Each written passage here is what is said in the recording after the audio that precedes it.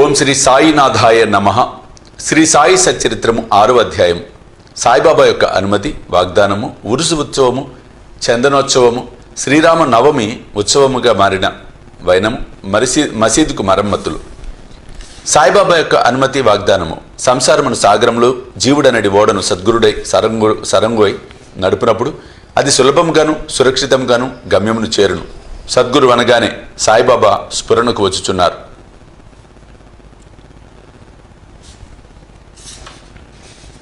నా కండ్ల ఎదుట సాయిబాబా నిలిచి ఉన్నట్లు, నా నుదుట ఊది పెట్టుచున్నట్లు, నా శిరస్సుపై చేయి వేసి ఆశీర్వదించుచున్నట్లు పొడమొగుచున్నది. నా మనసు సంతోషంతో నిండిపోయి కండ్ల నుండి ప్రేమ పొంగి పొరలుచున్నది. గురు హస్త స్పర్శ మహిమ అద్భుతమైనది. ప్రళయాగ్నిచే కూడా కాలనట్టి వాసనామయమైన సూక్ష్మ శరీరము గురు కరస్పర్శ తగలగానే భస్మమైపోవును. అనేక జన్మార్జిత పాప సంచయములు పటాపంచలైపోవును. ఆధ్యాత్మిక సంబంధమైన విషయములు వినుటకే విసుగుపడు వారికి వాక్కునే కూడా నెమ్మది పొందును. శ్రీ సాయి సుందర రూపము కాంచుట తోడనే కంఠము ఆనందాతిరేకంతో గద్గమగును. కన్నుల నుండి ఆనందాశ్రులు పొంగి పొరలును. హృదయము భావోద్రేకంతో ఉక్కిరిబిక్కిరగును. నేనే తానను స్ఫురణ మేల్కొని ఆత్మసాక్షాత్కారం ఆనందమును కలిగించును. నేను నీవు అను భేదభావమును తొలగించి బ్రహ్మైక్య అనుభవమును సిద్ధింపచేయును. నేను వేద పురాణాది సద్గ్రంథములు చదువునప్పుడు నా సద్గురుమూర్తి అడుగడుగునకు జ్ఞప్తికి వచ్చుచుండును. నా సద్గురువైన శ్రీ సాయిబాబాయే శ్రీరాముడుగా కృష్ణుడుగా నా ముందు నిలిచి తమ లీలలను తామే వినిపింపచేయనట్లు తోచును. నేను భాగవత పారాయణమునకు పూనుకొనగానే శ్రీ సాయి అపాద మస్తకము కృష్ణుని వల్లే కాన్పించును. భాగవతమో ఉద్ధవగీతయో తామే పాడుచున్నట్లుగా అనిపించును. ఎవరితోనైనా సంభాషించినప్పుడు సాయిబాబా కథలే ఉదాహరణములుగా ఇచ్చటకు జ్ఞప్తికి వచ్చును. నాకై నేను ఏదైనా వ్రాయ తలపెట్టినచో ఒక మాట గాని వాక్యము గాని వ్రాయుటకు రాదు. వారి ఆశీర్వాదం లభించిన వెంటనే రచనధార అంతులేనట్లు సాగును. భక్తునిలో అహంకారము విజృంభించగానే బాబా దానిని అణిచివేయను. తన శక్తితో వాని కోరికలను నెరవేర్చి సంతుష్టి చేసి ఆశీర్వదించును. సాయి పాదములకు సాష్టాంగ నమస్కారం చేసి సర్వస్వ శరణాగతి చేసిన వానికి ధర్మార్థ కామ మోక్షములు కరతలామలకలము అగును. భగవత్ సాన్నిధ్యమునకు పోవుటకు కర్మ, జ్ఞాన, యోగ, భక్తి మార్గములనడి 4 త్రోవలు కవలవు. అన్నింటిలో భక్తి మార్గము కష్టమైనది. అది ముండ్లు గోతులతో నిండి ఉండు. సద్గురుని సహాయంతో ముండ్లను గోతులను తప్పించుకొని ముందుకు సాగినచో గమ్యస్థానం అవలీలగా చేరవచ్చును. ఈ సత్యమును దృఢముగా నమ్మమని సాయిబాబా నొక్కి వక్కానించినవారు. స్వయం సత్తాకమైన బ్రహ్మము జగత్తును సృష్టించు ఆ బ్రహ్మము యొక్క శక్తి, సృష్టి అను ఈ మూడింటిని గురించి తత్వ విచారం చేసి వాస్తవమునకు 3ను ఒకటేని సిద్ధాంతీకరించి బాబా తన భక్తుల శ్రేయస్సుకై చేసిన అభయ ప్రధాన వాక్యములను ఈ క్రింద ఉద్ధరించుచున్నాను. నా భక్తుని ఇంట అన్న వస్త్రములకు ఎప్పుడూ లోటు ఉండదు. నా యందే మనసు నిలిపి భక్తి శ్రద్ధలతో మనఃపూర్వకంగా నన్నే ఆరాధించు వారి యోగక్షేమములను నేను చూచెదను. కావున వస్త్ర ఆహారముల కొరకు ప్రయాస పడవద్దు. నీకేమైనా కావలసిన భగవంతుణ్ణి వేడుకొనుము. ప్రపంచంలోని కీర్తి ప్రతిష్టలకే ప్రాకులాడుట మాని దైవం యొక్క దర్బారులో మన్ననలు పొందుటకు భగవంతుని కరుణ కటాక్షమును సంపాదించుటకు యత్నించుము. ప్రపంచ గౌరవమును భ్రమను విడుము. మనస్సునందు ఇష్టదైవం యొక్క ఆకారమును నిలుపుము. సమస్త ఇంద్రియములను మనసును భగవంతుని ఆరాధన కొరకే నియమింపుము. ఇతరముల వైపు మనసు పోనివ్వకము. ఎల్లప్పుడూ నన్నే జ్ఞప్తి ఉంచుకునుము. మనసును ధన సంపార్జనము, దేహపోషణ, గృహ సంరక్షణ మొదలగు విషయముల పట్ల సంచరించకుండా గట్టిగా నిలుపుము. అప్పుడు అది నెమ్మది వహించి శాంతముగాను చింతారహితముగాను ఉండును. మనసు సరైన సాంగత్యంలో ఉన్నదనుటకు ఇదియే గుర్తు. చెంచల మనస్కునకు స్వస్థత చిక్కదు. బాబా మాటలు ఉదహరించిన పిమ్మట గ్రంథకర్త షిరిడీలో జరుగు శ్రీరామ నవమి ఉత్సవమును వర్ణించుటకు పూనుకొనెను. షిరిడీలో జరుగు ఉత్సవములన్నింటిలో శ్రీరామ నవమియే గొప్పది. ఉరుసు ఉత్సవము. కోపరగాంలో గోపాలరావు గుండా అతడు పోలీస్ సర్కిల్ ఇన్స్పెక్టర్గా ఉండెను.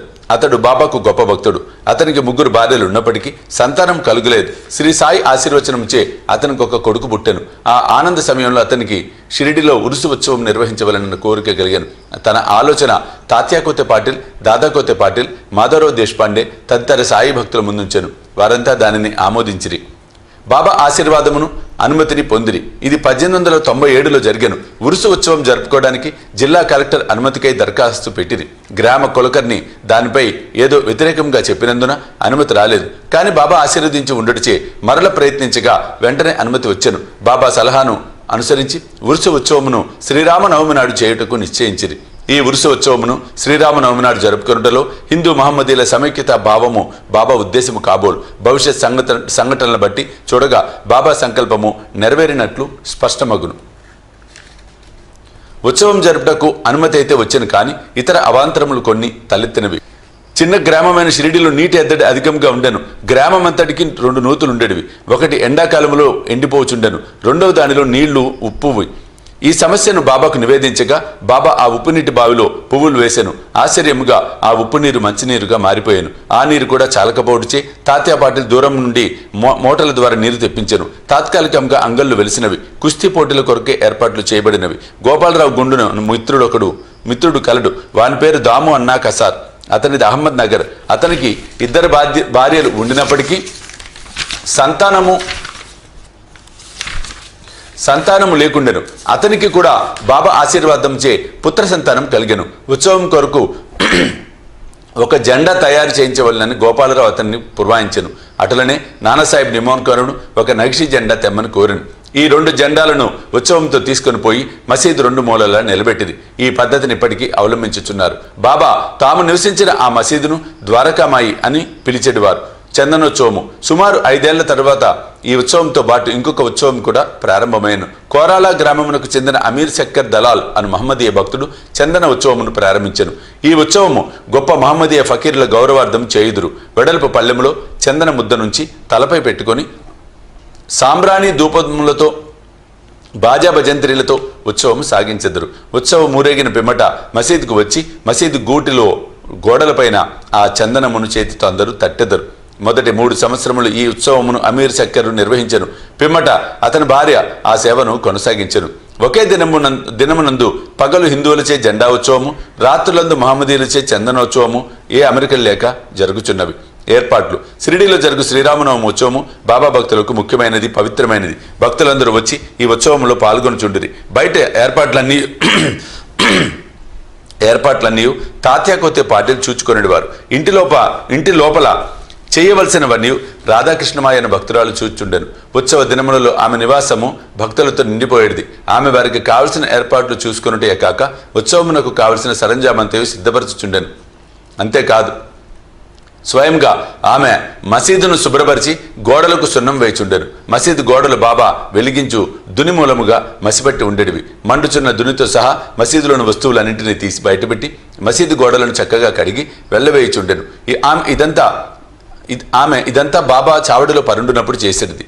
ఈ పనిని శ్రీరామనవమికి 1 రోజు ముందే పూర్తి చేయుచుండెను. పేదలకు అన్నదానమనిన బాబాకు ప్రీతి. అందుచే ఈ ఉత్సవ సమయం నందు అన్నదానము విరివిగా చేయుచుండిరి. భోజన పదార్థములు, మిఠాయిలు రాధాకృష్ణమ ఇంటిలో విస్తారముగా వండబడేవి.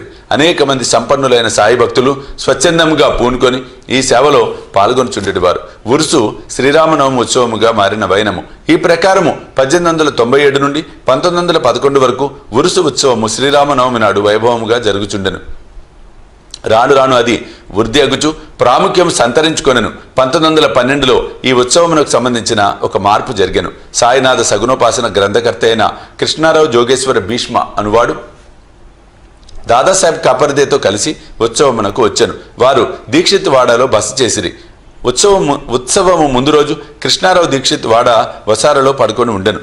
ఆ సమయంలో లక్ష్మణరావు ఉరఫ్ కాక మహాజని పూజా పరికరములు పల్లెముతో మసీదుకు పోవుచుండెను. అతనిని చూడగానే భీష్మకు ఒక కొత్త ఆలోచన తట్టెను. వెంటనే కాకా మహాజని దగ్గరికి పిలిచి అతనితో ఉరుసు ఉత్సవమును శ్రీరామనవమి నాడు చేయమనటలో బాబా భగవద్ ఏమో ఏదో ఉండవచ్చును. శ్రీరామనవమి హిందువులకు చాలా ముఖ్యమైన పర్వదినం కనుక ఈ దినమనందు రామ జన్మోత్సవము ఏల జరపకూడదు అని అడిగింది. కాకా మహాజని ఆలోచన బాగా నచ్చినది. తన సంకల్పము బాబా అనుమతి సంపాదించుటకు ఆయత్తమైంది. కానీ భగవత్ సంకీర్తన చేయుటకు అంత తక్కువ వ్యవధిలో హరిదాసును సంపాదించుట కష్టము. ఈ సమస్యను కూడా తుదకు భీష్మయ్యే పరిష్కరించెను. ఎట్లనా అతని వద్ద రామఖ్యానమును శ్రీరాముని చరిత్ర సిద్ధముగా ఉండుడిచే అతడే దానిని సంకీర్తన చేయుటకు కాకా మహాజని హార్మోనియం వాయించుటకు తీర్మానించిరి. చక్కెరతో కలిపిన సొంటి గుండ ప్రసాదము రాధాకృష్ణమాయి చేయుట ఏర్పాటు చేశాను. బాబా అనుమతి పొందుటకై వారు మసీదుకు పోయిరి. సర్వజ్ఞుడైన బాబా వాడలో ఏమి జరుగుతున్నది అని మహాజనిని ప్రశ్నించెను. బాబా అడిగిన ప్రశ్నలోని అంతరార్థమును మహాజని గ్రహించలేక జవాబు ఇవ్వలేక మౌనముగా ఉండెను. బాబా అదే ప్రశ్న భీష్ముని అడిగాను. అతడు శ్రీరామనవమి ఉత్సవము చేయవలయునన్న తమ ఆలోచనను బాబాకు వివరించి అందులకు బాబా అనుమతి ఇవ్వవలనని కోరెను. వెంటనే బాబా ఆశీర్వదించెను. అందరూ సంతసించి రామ జయంతి ఉత్సవమునకు సంసిద్ధులైరి. ఆ మరుసటి దినము మసీదును అలంకరించిరి. రాధాకృష్ణమాయి ఊయల తెచ్చెను. దానిని బాబా ఆసనము ముందు వేలాడగట్టిరి. శ్రీరామ జన్మోత్సవ వేడుక ప్రారంభమైన భీష్ముడు కీర్తన చెప్పుటకు లేచెను. మహాజని హార్మోనియం ముందు కూర్చొనను. అప్పుడే లెండి నుండి మసీదుకు వచ్చిన బాబా అదంతయు చూచి మహాజనిని పిలిపించాను. రామజన్మోత్సవం జరుపుటకు బాబా ఒప్పుకొనునో లేదో ఏమగునో అని జంకుతూ అతడు బాబా వద్దకు వెళ్ళాను. అది అంతయు ఏమని అక్కడ ఊయలు ఎందుకు కట్టిరని బాబా అతనిని అడిగాను. శ్రీరామనవమి మహోత్సవం ప్రారంభమైందని అందుకే ఊయల కట్టిరనియు అతడు చెప్పాను. బాబా మసీదులో ఉండు భగవంతుని నిర్గుణ స్వరూపమును సూచించు నింబారు నుండి 2 పూలమాలలు తీసి ఒకటి మహాజని మెడలో వేసి ఇంకొకటి భీష్మకు పంపాను. హరికథ ప్రారంభమైను. రామకథా సంకీర్తనము ముగియగానే బాజా భజంత్రి ధ్వనుల మధ్య శ్రీరామచంద్రమూర్తికి జై అను జయ జయ ధ్వానములు చేయుచు పరమోత్సాహంతో అందరూ ఒకరిపై ఒకరు గులాల్ చల్లుకొనిరి. అంతలో ఒక గర్జన వినబడెను. భక్తులు చల్లుకొనుచుండిన గులాల్ ఎటులనో పోయి బాబా కంటిలో పడెను. బాబా కోపముతో బిగ్గరగా తిట్టుట ప్రారంభించెను. ఇది చూచి చాలామంది భయంతో పారిపోయేది. కానీ బాబా యొక్క సన్నిహిత భక్తులు మాత్రము అవన్నీ తిట్టరూపకముగా బాబా తమకిచ్చిన ఆశీర్వాదములను గ్రహించి కదలక అక్కడే ఉండిరి.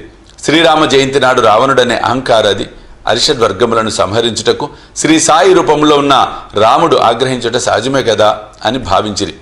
షిరిడిలో ఏదైనా కొత్తది ప్రారంభించినప్పుడెల్లా బాబా కోపించుట ఒక రివాజు. దీనిని తెలిసిన వారు గమ్మున ఊరుకుండిరి. తన ఊయలను బాబా విరుచునన్న భయంతో రాధాకృష్ణమాయి మహాజన్ని పిలిచి ఊయలను తీసుకొని రమ్మనెను. మహాజని పోయి దాన్ని విప్పుచుండగా బాబా అతని వద్దకు పోయి ఊయలను తీయవలదని చెప్పాను. కొంతసేపటికి బాబా శాంతించెను. ఆనాటి మహాపూజ హారతి మొదలగునవి ముగిసెను. సాయంత్రము మహాజని పోయి ఊయలను విప్పుచుండగా ఇంకనూ దాని అవసరం ఉన్నదని కనుక దానిని విప్పవద్దని బాబా అతనిని వారించెను. రామనవమి మరుసటి దినమున జరుపు గోపాల ఉత్సవంతో గాని ఉత్సవము పూర్తి కాదన్న విషయము అప్పుడు భక్తులకు స్ఫురించెను. మరునాడు శ్రీకృష్ణ జననము నాడు పాటించు కాలహండి అను ఉత్సవము జరిపిరి. కాలహండి అనగా నల్లని కొండలో అటుకులు, పెరుగు, ఉప్పు, కారము కట్టి వేలాడగట్టెదరు. హరికథ సమాప్తమైన పిమ్మట దీనిని కట్టెలతో పగలగొట్టెదరు. రాలి పడిన అటుకులను భక్తులకు ప్రసాదముగా పంచిపెట్టెదరు. శ్రీకృష్ణ పరమాత్ముడు ఈ మాదిరిగానే తన స్నేహితులకు గొల్ల పిల్లవాండ్రకు పంచిపెట్టుచుండెను. ఆ మరుసటి దినము ఇవన్నీ పూర్తయిన పిమ్మట ఊయల విప్పుటకు బాబా సమ్మతించెను. శ్రీరామనవమి వేడుకలు ఈ విధముగా జరిగిపోచుండగా పగటివేళ పతాకోత్సవము, రాత్రేంద్రు చందనోత్సవం కూడా యథావిధిగా జరిగినవి. ఈ విధముగా ఆనాటి నుండి ఉరుసు ఉత్సవము శ్రీరామనవమి ఉత్సవముగా మారెను. 1913 నుండి శ్రీరామనవమి ఉత్సవములో అంశములు క్రమంగా హెచ్చినవి. చైత్ర పాడ్యం నుండి రాధాకృష్ణమాయి నామసప్తాహం ప్రారంభించుచుండెను. భక్తులందరూ వంతుల వారికి అందులో పాల్గొనుచుండిరి. ఒక్కొక్కప్పుడు రాధాకృష్ణమాయి కూడా వేకోజామునే భజనలో చేర్చుండెను. శ్రీరామనవమి ఉత్సవములు దేశమంతటా జరుగుడిచే హరికథా కాలక్షేపం చే హరిదాసులు దొరుకుట దుర్లభముగా ఉండెను. రామనవమికి 5-6 రోజుల ముందు ఆధునిక తుకారాం అని పిలువబడు బాలాబువా మాలి అను సంకీర్తనాకారుని కాకమహాజని యాదృచ్ఛికంగా కలివిట తటస్థించినది. రామనవమి నాడు సంకీర్తన చేటకు మహాజని అతనిని షిరిడీకి తోడ్కొని వచ్చాను. ఆ మరుసటి సంవత్సరం కూడా అనగా 1914లో తన స్వగ్రామమైన సతార్ జిల్లా బృహద్ సిద్ధకవటే గ్రామంలో ప్లేగు వ్యాపించి ఉండటచే బాలబువ సతార్కర్ సంకీర్తన కార్యక్రమం లేక ఖాళీగా ఉండెను.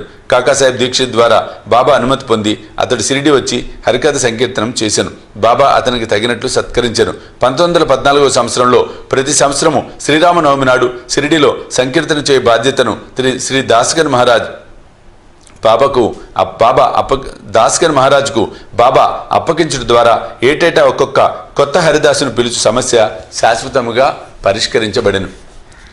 1912 నుండి ఈ ఉత్సవం రాను వృద్ధి పొందుచుండెను. చైత్ర శుద్ధ అష్టమి మొదలు ద్వాదశి వరకు షిరిడి తేనె తుట్టల వలె తుట్టేవలే ప్రజలతో కిటకిటలాడుచుండెను. అంగళ్ళ సంఖ్య పెరిగిపోయాను. కుస్తీ పోటీలలో అనేక మంది ప్రముఖ మల్లులు పాల్గొంచుండిరి. పేదలకు అన్న సంతర్పణ విరివిగా జరుగుచుండెను.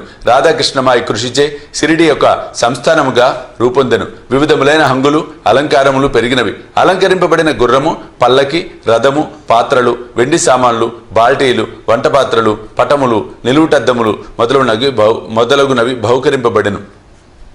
ఉత్సవమునకు ఏనుగులు వచ్చెను. ఇవన్నీ ఎంత హెచ్చినప్పటికీ సాయిబాబా వీణినే మాత్రము లక్ష్య పెట్టక యథాపూర్వకంగా నిరాడంబరులై ఉండేవారు. ఈ ఉత్సవంలో గమనించవలసిన ముఖ్య విషయం ఏమన్నా, హిందువులు, మహమ్మదీయులు ఎట్టి అమెరికలు లేక కలిసిమెలిసి ఉత్సవములలో పాలు పంచుకునేవారు.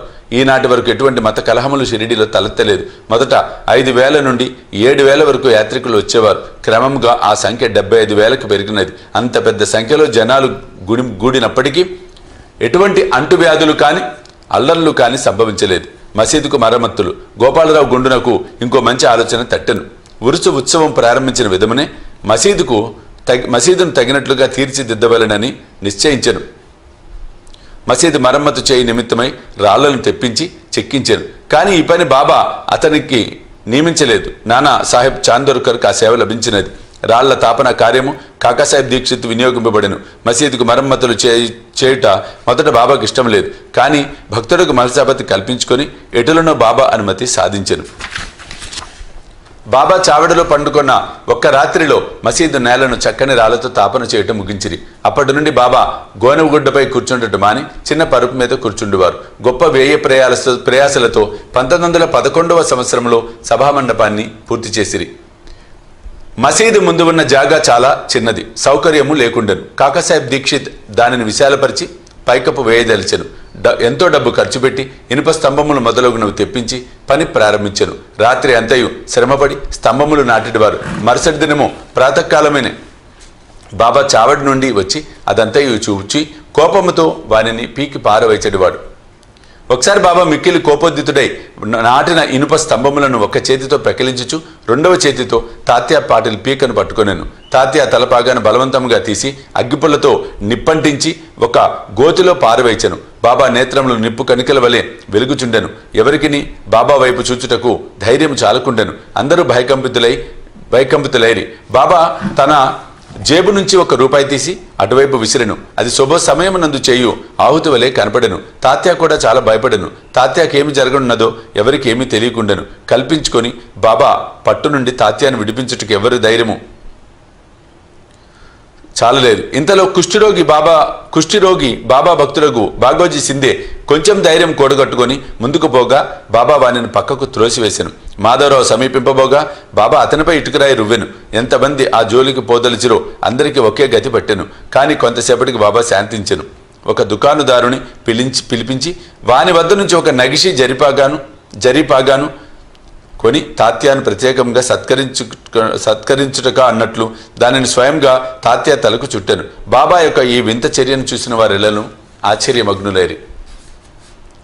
అంత త్వరలో బాబాకు కోపం ఎట్లు వచ్చెను. ఎందుచేత ఈ విధంగా తాత్యాను శిక్షించెను. వారి కోపము తక్షణమే ఎట్లు చల్లబడెను అని అందరూ ఆలోచించుచుండిరి. బాబా ఒక్కొక్కప్పుడు శాంతమూర్తి వల్లే కూర్చుండి అత్యంత ప్రేమానురాగంతో మాట్లాడుచుండువారు. అంతలో అకారణంగా కోపించెడివారు. అటువంటి సంఘటనలు అనేకములు కలవు. కానీ ఏది చెప్పవలెను విషయం తేల్చుకొనలేకున్నాను. అందుచే నాకు జ్ఞాపకము వచ్చినప్పుడల్లా ఒక్కొక్కటి చెప్పెదను. 6వ అధ్యాయం సంపూర్ణం.